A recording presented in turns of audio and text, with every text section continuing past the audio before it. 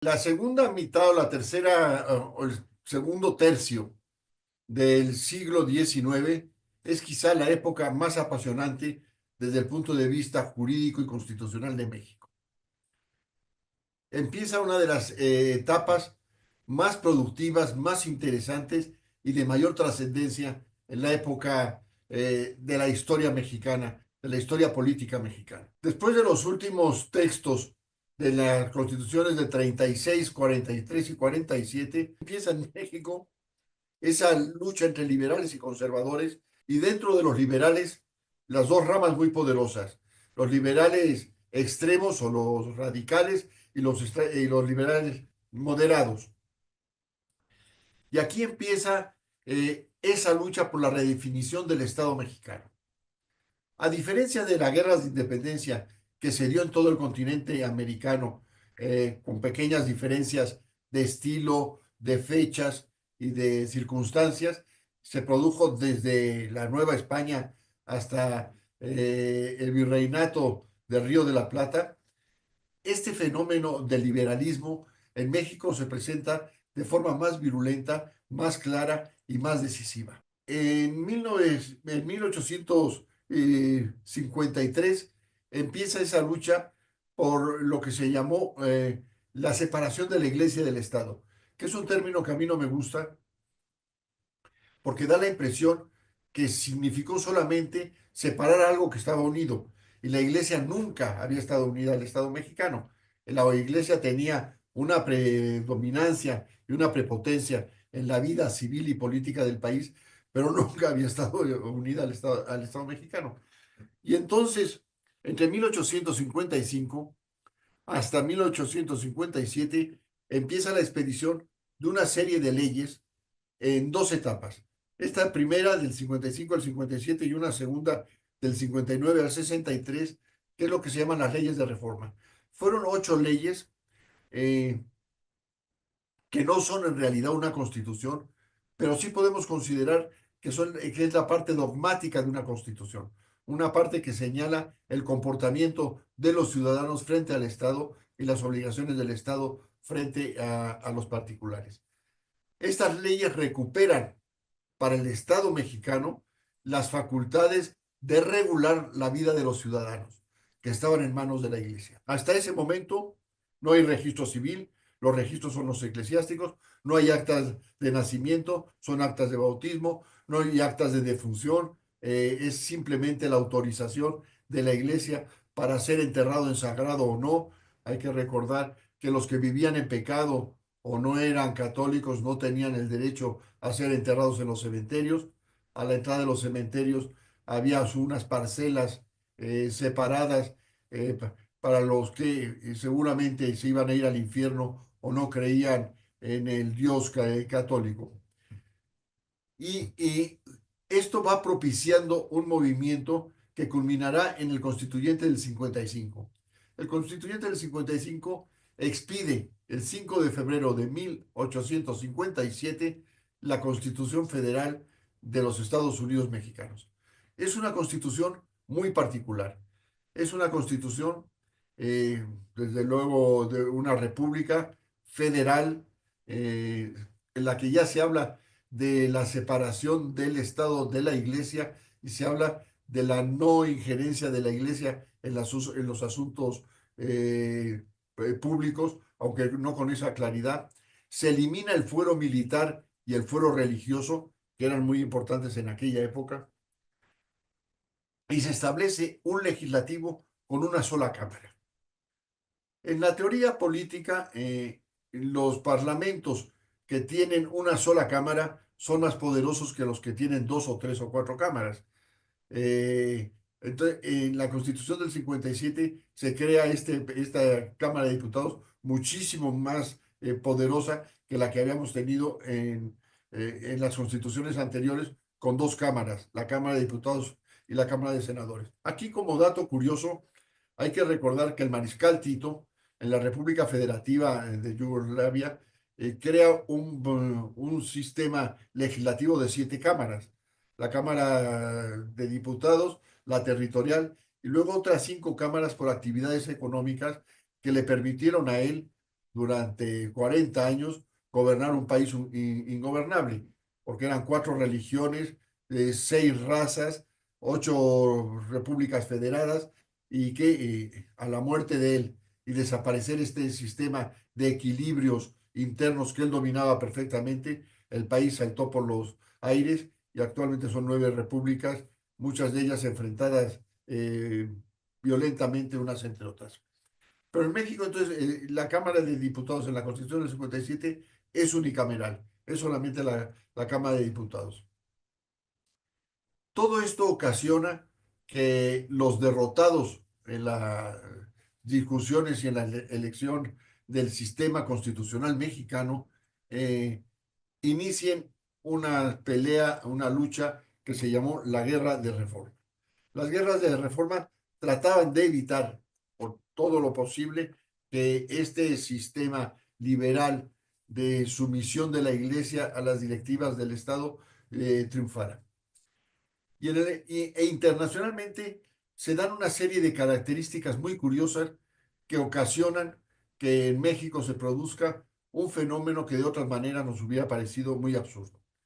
Hay cinco circunstancias eh, extraordinariamente peculiares en cada uno de los lugares en las que se producen, que tuvieron repercusión en México y ocasionaron o causaron que se estableciera en México el segundo imperio, el imperio de Maximiliano. En Estados Unidos, por lo pronto, están en su mejor momento, han conquistado la mitad de México, los estados del norte han ganado a los del sur, hay paz interna, hay una marcha hacia el oeste, el país se está enriqueciendo y surge la doctrina Monroe de América para los americanos. En este sentido que ellos entienden por americanos a los habitantes de Estados Unidos de América y no a los habitantes de todo el continente americano. Por otra parte, en Francia también está en su mejor momento Napoleón III.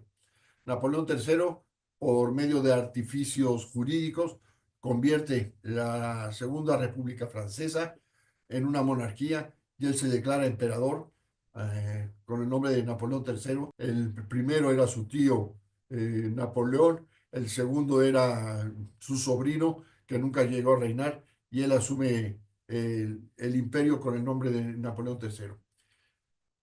Él, él se da cuenta del peligro que representan los Estados Unidos para el mundo. La hegemonía norteamericana es de tal fuerza que evidentemente en esos momentos ya se prevé como uno de o el centro más importante de poder.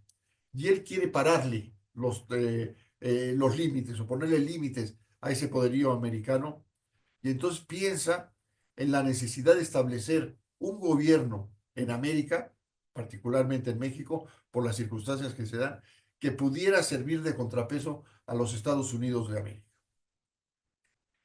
En Austria, al mismo tiempo, el emperador Francisco José lleva unas relaciones pésimas con su hermano menor, Maximiliano. Maximiliano también es un hombre muy conflictivo, se lleva muy mal con su madre, se lleva pésimamente mal con su cuñada, con Isabel, la famosa Sisi, se lleva mal con el hermano lo hace virrey en una zona de Italia, en el Véneto, en la que se aburre terriblemente y siempre está buscando qué hacer para tener injerencia en el Estado.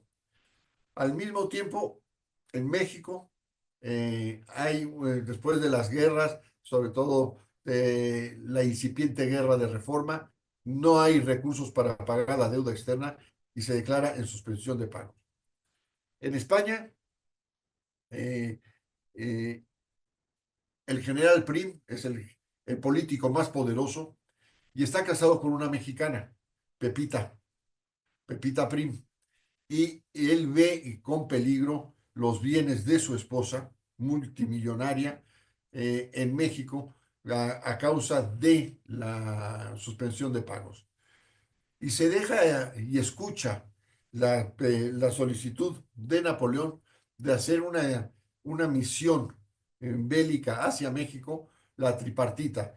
Y entonces esta misión tripartita invaden Veracruz y en un pueblo cercano a 200 kilómetros del puerto de Veracruz, en la Soledad, se firman los tratados de la Soledad, en la cual Inglaterra y España se retiran y solamente Francia sigue adelante en su misión de invadir México y de imponer las obligaciones financieras al Estado mexicano. Inglaterra era al que menos se le debía y tenía muchas esperanzas en los aspectos, sobre todo petroleros, que empezaban a asomar en aquellos momentos. Entonces es la que más fácilmente se retira de México. Y PRIM firma un acuerdo privado en el cual el gobierno de México le reconoce y le garantiza preservar los bienes de su esposa Pepita, que él en España se encargará de dilapidar en sus aventuras políticas. Y entonces Francia sigue adelante, habla con el emperador austriaco y todo este conjunto de circunstancias. Los Estados Unidos en hegemonía, Francia con las ganas de establecer un gobierno en América, Austria sin saber qué hacer con el hermano, piensan organizar una monarquía en México auspiciada por los conservadores mexicanos que ven que el triunfo de la Constitución del 57 los va a afectar evidentemente. En estas circunstancias se habla con Napoleón, se habla con Maximiliano, perdón, y Maximiliano es muy reticente a aceptar la corona, pero tiene pocas alternativas. Va a hablar con Napoleón, Napoleón lo convence, va a hablar con el hermano con el que tiene unas fricciones adicionales, porque el hermano le exige que si va a aceptar la corona de México, tiene que renunciar a sus derechos a la corona austriaca en cualquier caso que se diera. Él no quiere, pero lo obligan a abdicar y emprende la aventura mexicana con muchas esperanzas. Él exige unas cartas, una especie de votación de la población mexicana que digan que lo esperan y que quieren que sea el emperador de México. De manera, no se sabe con qué dosis de veracidad ni cómo fueron elaborados, le llevan una serie de documentos en la que le dicen que el pueblo mexicano lo está esperando con grandes deseos. Él llega, se embarca hacia México después de visitar al Papa, de volver a ver a Napoleón y llega a Veracruz, a un estado, a un país que ni conoce, que ni le gusta, ni que entiende. Emprende entre vítores y los apoyos del Partido Conservador el camino hacia México y llega a Palacio Nacional, donde pernocta la primera noche y es su primera gran desilusión. Palacio Nacional lleva abandonado desde la salida de Juárez, está en el abandono total. Él trata esa primera noche, las camas de las habitaciones imperiales están llenas de chinches, no pueden dormir en las camas y tienen que dormir encima de una mesa de billar y escuchan ruidos en los balcones y cuando abren los balcones se dan cuenta que están llenas de gente que habían sobornado a los guardias de palacio para poder entrar y ver cómo dormían los emperadores. Esto le da por primera vez una idea del país en que ha llegado y en las circunstancias en que está. Eh, él forma una conjunta instituyente que establece un estatuto provisional del imperio. Él en el fondo es un hombre es liberal, aunque sea católico, y se inclina más por las ideas liberales, pero su grupo cercano de quienes lo apoyaron son conservadores y no están a gusto con las ideas liberales que él tiene. A pesar de eso, el gran apoyo militar de Francia hace que el imperio empiece a consolidarse y Napoleón, en su afán de, de prepotencia o de potencia mundial, emprende una lucha contra Prusia que al final perderá y lo obliga a retirar las tropas de México. Y Maximiliano se queda en México sin ese apoyo de de la Armada francesa y evidentemente eh, los Estados Unidos, que veían con muy malos ojos la posibilidad de ese imperio de tintes europeos en su frontera, apoyan a las fuerzas liberales de Benito Juárez hasta que derrotan militarmente en Querétaro a Maximiliano. Aquí surgen varias cosas muy interesantes. Primero, la personalidad de Maximiliano. Un hombre taciturno, un hombre amargado, un hombre frustrado, que no se entendía ni con su familia, con el medio ambiente y con muchos problemas personales.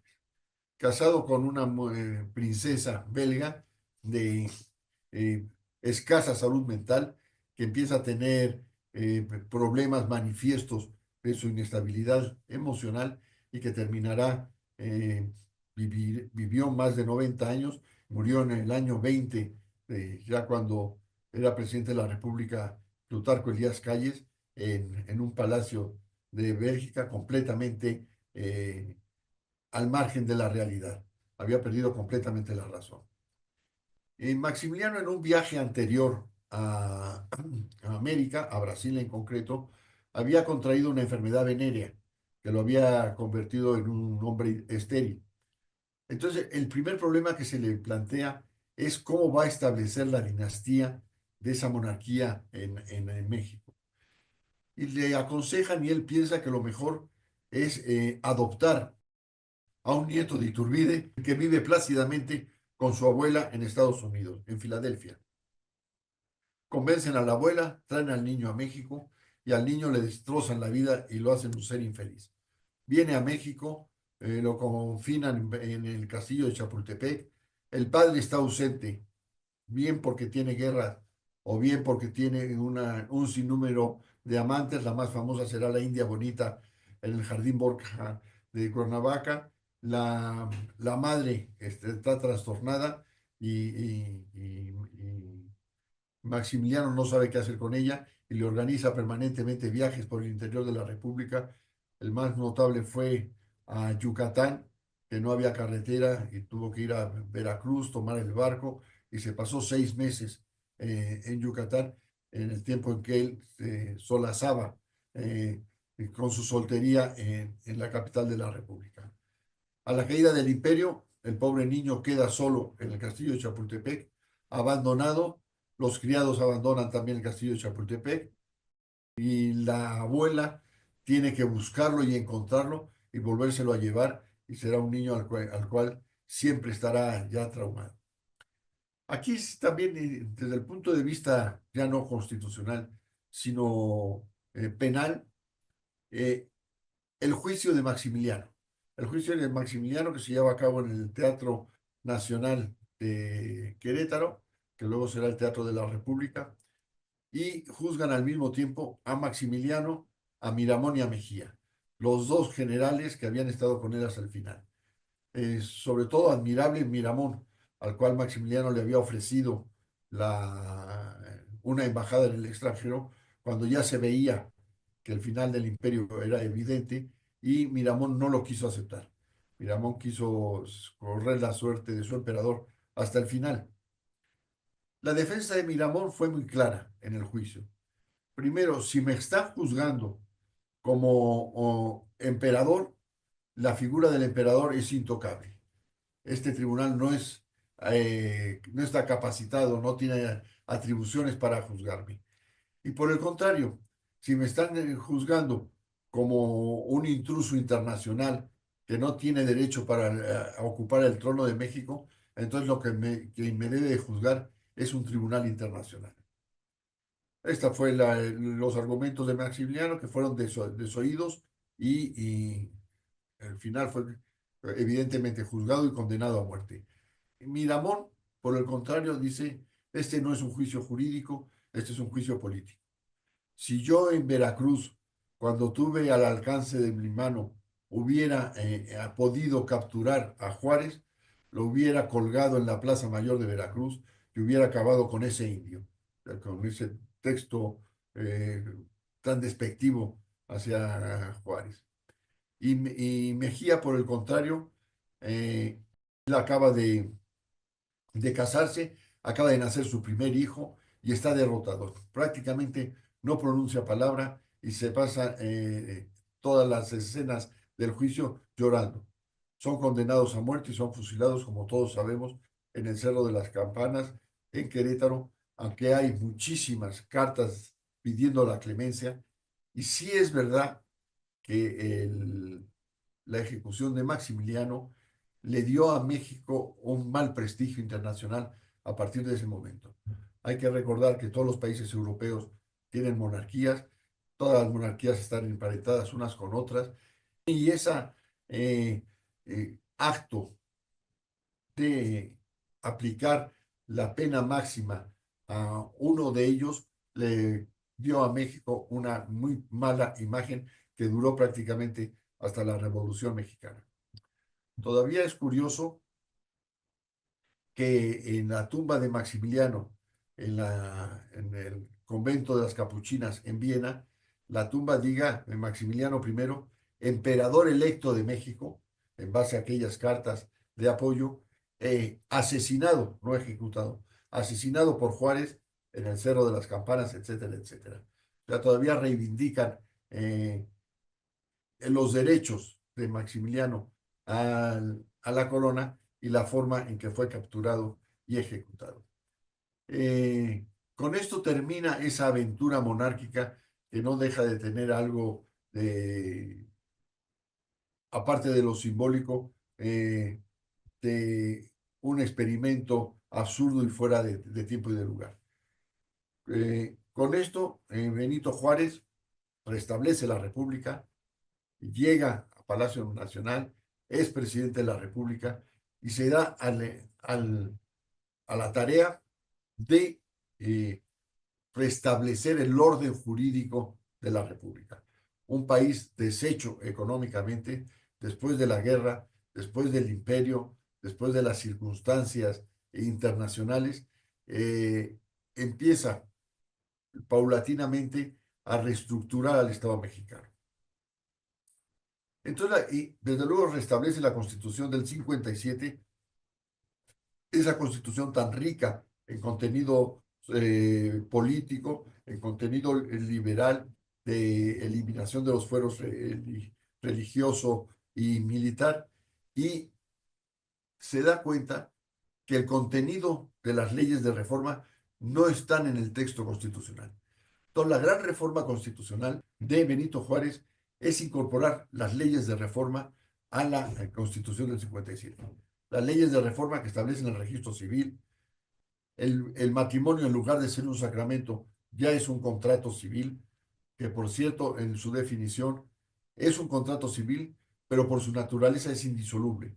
Habrá que esperar hasta el Código de 1880 para que exista el divorcio en México. Elimina las órdenes religiosas de clausura, órdenes religiosas que, por ejemplo, todavía existen en España, sobre todo, y en Francia, que es quienes porque sobre todo es de mujeres, ingresan, aunque también hay conventos de clausura de hombres, aunque las que ingresan, una vez que entran, no vuelven a poner un pie en la calle, esto hace que un régimen liberal como el mexicano no permite que alguien pueda renunciar a su libertad de manera absoluta. Por eso se prohíben las órdenes de clausura y se limitan las otras órdenes religiosas. La beneficencia pública que estaba en manos de la iglesia pasa a estar en manos del Estado. Los bienes inmensos que tenía la iglesia desde la época de la colonia son desamortizados, es decir, se les quita de esas manos muertas de la iglesia y se ponen en circulación en la actividad económica. Esto para favorecer la economía del Estado. Eh, sí es verdad que la forma en que se hizo esa venta de los bienes eclesiásticos creó a los grandes terratenientes y a los grandes ricos que luego florecerían sobre todo en la época de Porfirio Díaz. Pero con esto, la Iglesia Católica pierde la hegemonía de la conducción de la vida de los ciudadanos mexicanos. Eh, Benito Juárez gobierna hasta el año 60, en que muere y es sustituido por Miguel Lerdo de Tejada. ¿Qué hace Miguel Lerdo de Tejada?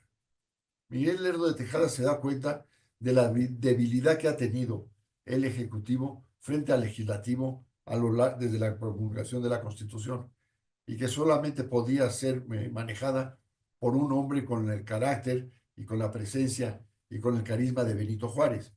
Entonces, hace dos modificaciones fundamentales en la Constitución del 57, que es, convierte el Parlamento en dos cámaras, restablece el Senado y establece la figura de vicepresidente de la República.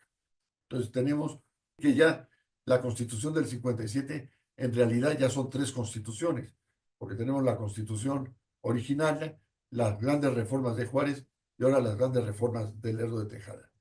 Lerdo de Tejada gobierna hasta el año 72, en el que llega Porfirio Díaz, y Porfirio Díaz, que se inicia como capitán liberal, luchando al lado de Juárez. Cuando Juárez empieza a reelegirse, se convierte en su enemigo y empieza a prever en el plan de Justepec que hay que limitar las elecciones del presidente de la República, la posibilidad de reelección.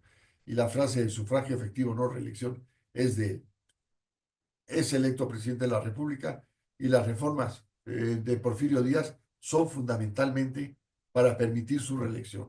La reelección que está prohibida de manera absoluta, luego se permite con un periodo intermedio donde deja a su compadre Manuel González, luego la reforma permite que después de un periodo puede volver a ser electo y es electo Porfirio Díaz y se hace una tercera reforma en la que las elecciones ya son permanentes y no tienen por qué estar limitadas unas por otras. Entonces nos encontramos en realidad con que la Constitución del 57 han sido cuatro constituciones hasta ese momento. Cuatro constituciones que han tenido un eje central, que es el liberalismo a ultranza y esa garantía de hegemonía del Estado mexicano, pero que ha sufrido unas adecuaciones a las circunstancias del momento que le dieron a México una verdadera importancia jurídica dentro del país y fuera del país. Porfirio Díaz se mantiene en el poder hasta 1910, con esta constitución ya reformada y con la cual él llega, a pesar del texto constitucional, a unos arreglos con los conservadores mexicanos. Y hay normas, sobre todo las religiosas, que no se aplican. La permisión para que la Iglesia Católica impartiera la educación, la tolerancia de cierto tipo de ritos religiosos que estaban prohibidos, manifestaciones públicas, etcétera. Entonces hay un ente, un ten con ten con las fuerzas conservadoras que le permiten a él, sobre todo, mantener un grado de independencia a los Estados Unidos y tener la gran afluencia de personas y de capitales extranjeros. Es la época en la que vienen a México los grandes conglomerados de franceses, de españoles, de italianos. Tenemos la pequeña Italia en Michoacán, tenemos las grandes masas de indianos que vienen en esa época a México, los franceses de la Barceloneta, sobre todo del comercio que se instalan en México y que han dejado y tienen un rastro. Como dato curioso, el nombre de mariachi viene del francés, en un gran espacio que había en lo que ahora es Fuente de Alvarado y la Avenida Insurgentes, era donde los franceses celebraban sus fiestas, fundamentalmente los matrimonios, y llamaban a los músicos mexicanos, para que fueran a tocar en le mariage, en las bodas, y de ahí viene el nombre de mariachi. Esto simplemente como un ejemplo del peso que tenían las colonias europeas en aquella época en México. Pero en 1910, Porfirio Díaz, ya un hombre de mucha edad, al cual había cambiado mucho su segunda esposa, Carmelita Romero Rubio, da una entrevista a un periodista norteamericano, Grillman, en el que dice, México está preparado para la democracia. México es un país maduro, es un país que lleva ya prácticamente un siglo en paz. Estamos celebrando o vamos a celebrar las fiestas del centenario y México ya tiene la capacidad de elegir libremente quién debe ser el presidente de la República. La personalidad de Porfirio Díaz y sobre todo la mano dura que había manifestado al inicio de su periodo hace que en ese momento, cuando los dos grandes grupos que lo apoyan y que, dada su presencia, no pelean abiertamente entre sí, eh, perciban un banderazo de salida para que puedan hacer una campaña política ellos mismos. Y así, tanto los científicos, encabezados por Yves Limantour, como los militares, encabezados por Reyes, empiezan a tener las actividades que presumiblemente los deben de llevar a ellos a la conformación o a la consecución de adquirir la presidencia de la República cuando Porfirio Díaz en 1910 deje el poder. El desorden que se crea administrativamente y políticamente en el país hace evidentemente que Porfirio Díaz no cumpla con su ofrecimiento y se mantenga en el poder. Pero esto ocasiona que ya esa estructura férrea, pétrea, que tenía el Estado mexicano, se debilite. Y entonces esos dos pilares, el militar y el político, el económico y el científico, que apoyaban a Juárez, que apoyaban a Díaz, se empiezan a resquebrajar. Y en ese momento surge la figura de un personaje también muy peculiar, Francisco I. Madero. Es un político del norte de la República que se siente elegido por Dios para traer la democracia a México. Es un hombre espiritista de convicción, habla con los espíritus y se deja orientar con ellos en lo que tiene que hacer y ve que las circunstancias prevén la posibilidad de que un movimiento organizado termine con la presencia de Porfirio Díaz en la presidencia de la República. Y entonces expide el Plan de San Luis. El Plan de San Luis es un llamamiento a que termine la presidencia de Porfirio Díaz, que se elija la presidencia de la República y que México entre en una vereda democrática, eligiendo al presidente de la República y a toda la organización política del país. Él convoca el 20 de noviembre a las 6 de la tarde para que inicie la lucha por la democracia en México. Y curiosamente, el único día que no pasa nada es el 20 de noviembre. Unos días antes, en Puebla, se descubre a los hermanos Cerdán y es el primer enfrentamiento violento que hay con motivos de la revolución. Y posteriormente, al 20 de noviembre, también, sobre todo en el estado de Veracruz, hay luchas para deponer a Porfirio Díaz. Porfirio Díaz, un hombre muy inteligente y ya cansado, se da cuenta de la circunstancia, sabe que él no se puede mantener en el poder a no ser que sea con un baño terrible de sangre y opta por renunciar, se va a su vieja casa de la calle de las Cadenas en la Ciudad de México, donde presenta su renuncia a la presidencia de la República, se va a Veracruz, toma el barco y se va a Europa, donde nunca regresará. Hay permanentemente peticiones para que él sus restos vengan a descansar a México. Sus herederos piden que cuando venga se le rindan los honores de jefe de Estado, lo que hasta el momento ninguno de los gobiernos que ha habido desde entonces hasta ahora lo han aceptado y sigue descansando en la capital de la República Francesa. Aquí empieza entonces la Revolución Mexicana. Toda clasificación es arbitraria y el que la hace es el que responsable de los criterios de la revolución. Yo creo que podemos hablar de 4 o 5 etapas distintas de la Revolución Mexicana.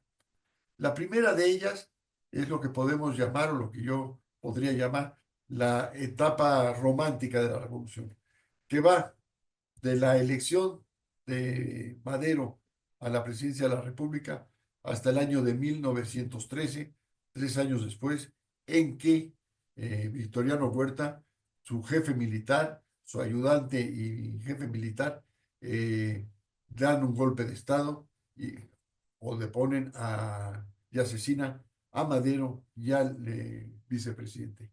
La segunda etapa empieza en 1913, cuando Venustiano Carranza expide el Plan de Guadalupe y le declara la guerra a Victoriano Huerta. La tercera etapa es la bélica, eh, que es el periodo que va del año 13 al año 15, en que las fuerzas constitucionalistas se adueñan del territorio y del poder del país. Y la última etapa es la jurídica, que surge con la Constitución del 57 y el Congreso Constituyente de Querétaro. Luego, si se quiere, podremos hablar de la época institucional que va de la expedición de la Constitución hasta cuando se quiera el gobierno del general Cárdenas o posteriormente hasta la sucesión el año 2000. Pero estas etapas, desde el punto de vista jurídico, tuvieron también una trascendencia y una serie de documentos y de criterios sumamente interesantes. Madero llega a la presidencia de la República y se encuentra con una serie de peticiones populares, fundamentalmente agrarias, encabezadas por Zapata, Emiliano Zapata, que le exigen el respeto a los derechos agrarios y a los derechos de los indígenas dedicados al campo. Eh, Madero, un hombre falto de carácter y además con muchas debilidades en el ejercicio del poder, no sabe enfrentarse, es prácticamente rebasado por derecha e izquierda y hace que Zapata expida el primer documento importante contra el gobierno de Madera, en el que exige el regreso de los ejidos a sus originarios dueños y exige que la tierra sea de quien la trabaja y el famoso tierra y libertad. Eh, el desorden administrativo y político del país va en auge. Eh, Tiene muchos problemas con las Fuerzas Armadas. Él dejó intacta toda la estructura administrativa, pero sobre todo militar de Porfirio Díaz, que ven la posibilidad de terminar con el gobierno de Madero y restablecer un nuevo gobierno. La Constitución del 57, eh, eh, al establecer la vicepresidencia de la República, con la muerte del presidente subía al presidente de la República, y en caso de que no existiera, había una serie de mecanismos para que los secretarios de Estado, en determinado orden, fueran accediendo a la presidencia de la República uno detrás de otro. Eh, Madero, después de pensarlo mucho y de tener muchos problemas de orden y de control del orden, designa al jefe de las fuerzas militares, a Victoriano Huerta, un hombre taciturno, muy amigo de otro general, Blanquet, que ve la oportunidad de terminar con el presidente de la República y de restablecer un régimen de fuerza y de poder en el país. Logran que Madero renuncie, eh, logran al mismo tiempo que después de la renuncia de Madero, la de Pino Suárez, el vicepresidente de la República, también la firme. En todo esto, el cuerpo diplomático acreditado en México tuvo una actitud muy valiente, sobre todo un embajador, el embajador de Cuba, que estuvo con Madero protegiéndolo hasta el momento en que Madero aceptó firmar la renuncia y con eso él pensó que ya estaba a salvo su vida y lo dejó en Palacio Nacional donde estaba detenido, pensando que ya con las renuncias en la mano no tenía por qué correr peligro su vida y se retiró. No fue así. Madero fue sacado de Palacio Nacional, llevado a la prisión de Lecumberri, que ahora son los archivos generales de la nación, y asesinado a la entrada de, de Lecumberri, él y el vicepresidente. Entonces ahí se da un interinato en que asume la presidencia de la República el secretario de Relaciones Exteriores, Lascuray, que es manipulado por Victoriano Huerta y que dura en la presidencia de la República 45 minutos. Es designado presidente de la República, eh, protesta como presidente de la República, designa a Victoriano Huerta secretario de Gobernación y presenta su dimisión. Entonces, cuando se habla de que Huerta es un usurpador, no es un usurpador, es un asesino, es un criminal, pero llega por estratagemas jurídicas a la presidencia de la República y se establece él como presidente de la República. Y aquí empieza quizá la etapa más interesante desde el punto de vista político y jurídico, pero quizá la más dolorosa de la historia de México, la época bélica de la Revolución Mexicana. Victoriano Huerta, primero la mayoría del Congreso está de acuerdo con Huerta. Es una minoría de la decimosexta legislatura la que se opone a Huerta y es los diputados mártires de esa legislatura. Otros muchos diputados, destaca Isidro Favela, que logra huir de la capital de la República y se va al norte de la República a encontrarse con Venustiano Carranza, al que entonces no conocía, para darle su apoyo. Al conocer estos hechos, Venustiano Carranza, que es el gobernador del estado de Coahuila, eh, no es abogado, es un político adinerado, pero considera que es inaceptable la, los actos cometidos por Huerta y aunque se pueda pensar o haya quien diga que desde el punto de vista jurídico no fue un usurpador, desde luego era un criminal y todos sus actos son reprobables. Entonces, Victoriano Huerta se asienta en el país, empieza una represión terrible con el hermano de Madero, Gustavo Madero, con el al que le saca los ojos, le corta la lengua a Belisario Domínguez, actos verdaderamente atroces en contra de los ciudadanos. Y Venustiano Carranza expide el Plan de Guadalupe. Tiene 3 o 4 puntos muy importantes.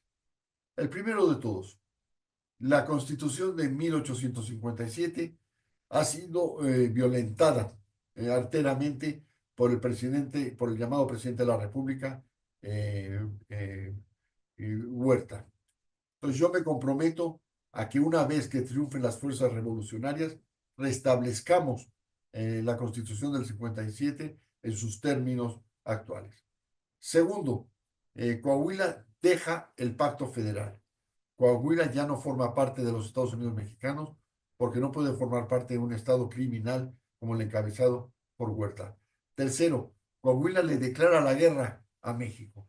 Coahuila, como estado que fue federado de México, empieza una guerra contra Victoriano Huerta al que tiene que vencerlo. Y empieza la lucha revolucionaria, una lucha que empieza en 1913 y que durará hasta 1915 con altas y bajas, con unas visiones distintas de lo que es y debía de ser México, pero que se plasmó el 5 de febrero de 1917 en una nueva constitución que es la que nos rige hasta ahora y que evidentemente nos ha dado un aliento jurídico y político impresionante en el país y que veremos la próxima sesión. Muchísimas gracias.